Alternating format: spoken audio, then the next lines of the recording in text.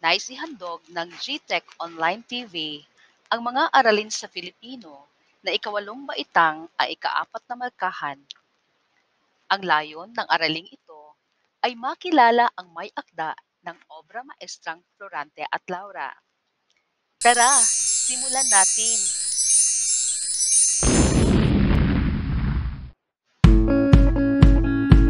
Kilala niyo ba ang nasa larawan?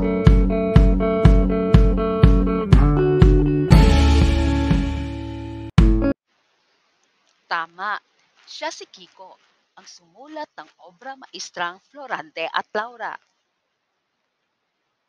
Ngayon ay pag-usapan natin ang kanyang buhay. Talambuhay ni Francisco Balagtas. Ang kanyang tunay na pangalan ay Francisco Balagtas. Mas kilala siya sa pangalang Francisco Balagtas, Kiko o Francisco Baltasar. Kiko ang ipinalayaw kay Francisco. Siya ay ipinanganak noong ika-2 ng Abril, 1788 sa nayon ng Panginay, lalawigan ng Bulacan. Mahirap lamang ang pinagmulan niyang pamilya. Si Juana de la Cruz, isang ordinaryong may bahay ang kanyang ina, at Juan Balagtas naman isang panday ang kanyang ama. May 3 siyang nakakatandang kapatid na sina Felipe, Concha at Nicolasa.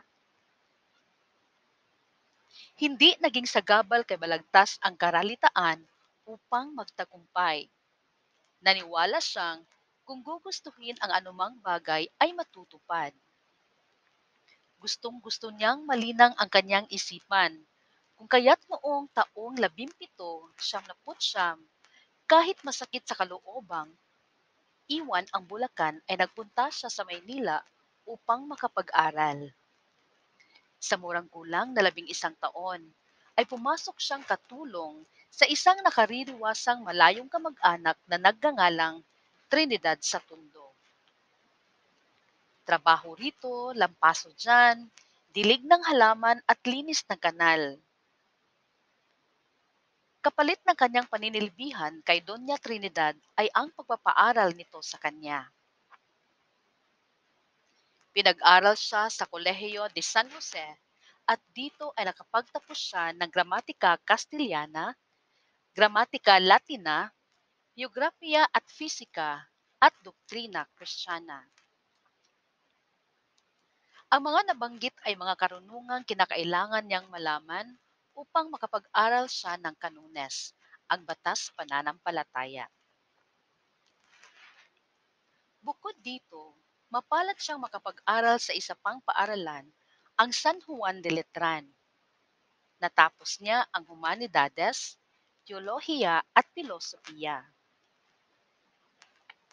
Sa nasabing kolehiyo, naging guro ni Balagtas ang sikat na mangangatha ng aklat ng Pasyong Mahal ng ating Panginoon na si Padre Mariano Pilapil.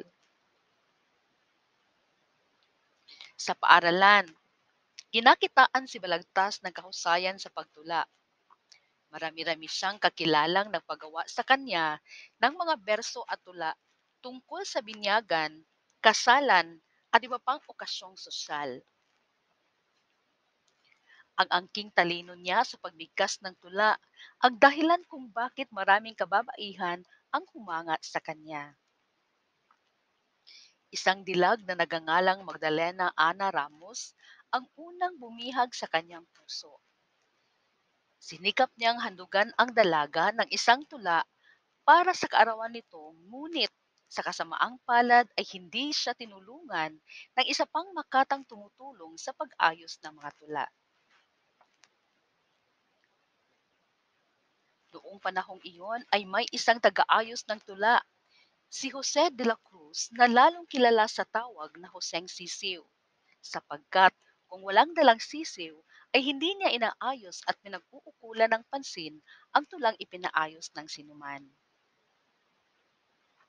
Isa sa mga suki ni Joseng Sisiw ay si Kiko. Isang araw ay may daladalang tula si Kiko upang ipaayos kay Joseng Sisiw, at sa dahilang walang dalang sisiw ay hindi ito inaayos ni Jose. Mula noon, hindi na muling nagpaayos ng tula si Kiko at nag-aaral ng sumulat ayon sa sariling estilo. Hindi naglaon ay namayagpag sa larangan ng panulaan si Balagtas at nangulimlim naman ang kabantugan ni Joseng Sisiw. Noong taong 1835 hanggang 1836, lumipat ng Makata sa Pandakan. Dito nakilala niya ang magandang dalagang si Maria Asuncion Rivera, ang silya na pinaghandugan niya ng Florante at Laura. Tinagurian siyang Celia ng ating butihing Makata sapagkat hinango ito sa banal na pangalan ng pintakasi ng musikang si Santa Cecilia. Ang dalagang ito, bukod sa ubod ng ganda ay katangi-tanging mga awit at dalubhasa sa pagtugtog ng alpa. Isa pang dahilan umano kung bakit napiling itaguri ni Kiko sa dalaga sapagkat ang selya ay tawag noon sa isang uri ng serbisang sinasangkapan ng katas ng trigo, isang uri ng inuming lalong sumasarap lumalaon. Sa kasamaang palad, nakaagaw ni Balagtas sa pag-ibig si Mariano Capole, isang mayamang binata. Sa kabila ng palaala at payo ng mga kakilala at kaibigan na mahirap para sa kanya ang pamimintuho sa dalaga, ay winalang bahala niya. Sa kagustuhan ni Kapuli na hindi makahadlang si Balagtas sa kanyang panunuyo kay Maria Asuncion, ay pinabilanggo niya ang Makata. Pinagdusahan ni Balagtas sa bilangguan ang isang maling paratang na siya ay gumagawa ng mga sali-salitang nakasisira sa puri ni Maria Asuncion. Nakuha ni Kapuli na lumagay sa kanyang panig ang lahat, lalo na ang mga magulang ng dalaga dahil sa kanyang salapi at kapangyarihan.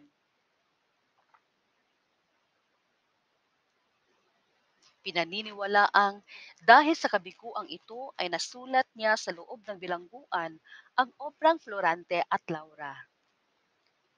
Ito ay buong pusong inihandog niya kay Celia na si Maria Asuncion Rivera.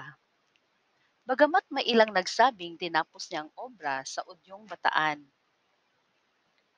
Dito, nanirahan siya pagkatapos niyang makalaya sa bilangguan noong taong 1838 at dito rin ay nakilala niya ang babaeng iniharap niya sa dambana. Walang iba kundi si Juana Chambeng. Ikinasal sila sa edad na 54 sa kabila ng pagtutol ng magulang ni Juana sa kanya dahil na rin sa malaking agwat ng kanilang edad at kalagayan sa buhay. Si Kiko ay mahirap lamang at si Juana ay anak mayaman. Nagkaroon sila na 11 supling, 5 lalaki at 6 na babae sa loob ng 19 na taong pagsasama nila. 7 ang namatay noong mga bata pa at sa 4 na nabuhay, isa lamang ang nagmana kay Balagtas. Dahil sa may mataas na pinag-aralan si Kiko, humawak siya ng mataas na tungkulin sa Bataan, naging tagapagsalin, tenyente mayor, at huwes di Sementera. Sa mga panunungkulan niyang iyon, ginamit ni Kiko ang kanyang opisyal na pangalang Franco Narvaez Baltasar. Ayon sa mga tala ng kasaysayan, noong ika-21 ng Nobyembre taong 1849 ay pinag-utos ni Gobernador General Narciso Claveria sa lahat ng katutubong mamamayang Filipino ang paggamit ng mga alangkan o apelyedong kukunin sa pinalabas niya noong isang talaan o direktong nagmula pa sa Madrid. Sa ilalim ng kautosang iyan, ay pinasya ni Kiko na ang Baltasar na kanyang sagisag ay siya na rin kanyang panatilihin. Pinaikli na lamang niya ang Francisco na Franco at ang Narvaez ay siya namang ipinalit niya sa apelyedong de la Cruz ng kanyang ina. Ngunit mapapansing sa baybay ng Baltasar at Narvaez ay kapwa S at hindi Z ang ginamit.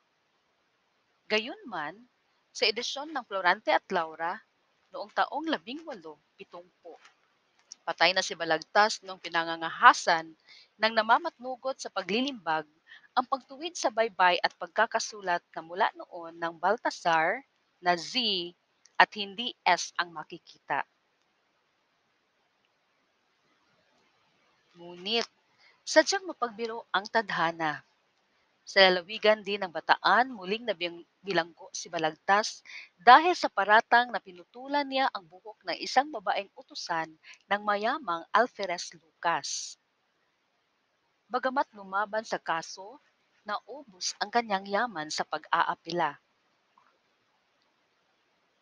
Sa isang kisap matay, nawala ang lahat ng kanyang pinaghirapan. Paglabas niya ng bilangguan, ipinagpatuloy niya ang kanyang pagsulat hanggang bawian siya ng buhay noong ika-20 ng Pebrero, taong 1860 sa gulang na 74. Ilan sa mga isinulat niyang akda na napatala sa Aklat ng Kasaysayan ay ang mga sumusunod: Almanzor at Rosalina, Orsman at Zafira, Nudo Gordiano, Don Nunio at Silinda, Clara Belmori, Auridato at Astrome, La India Eleganti y El Negrito Amante, Abdul at Miserena, Rodolfo at Rosimonda, Mahomet at Constanza, Bayaceto at Dorlisca Claus.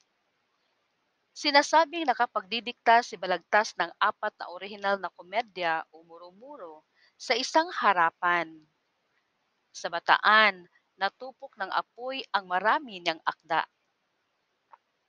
Kung ang India ay may Tagore, ang Inglaterra ay may Shakespeare, at ang Espanya ay may Cervantes, may maipagkakapuri naman tayong balagtas na pundasyon ng tulang Filipino sa alinmang kapanahunan ng ating panitikan. Nawa ay nakilala ninyo ang may akda ng Florante at Laura.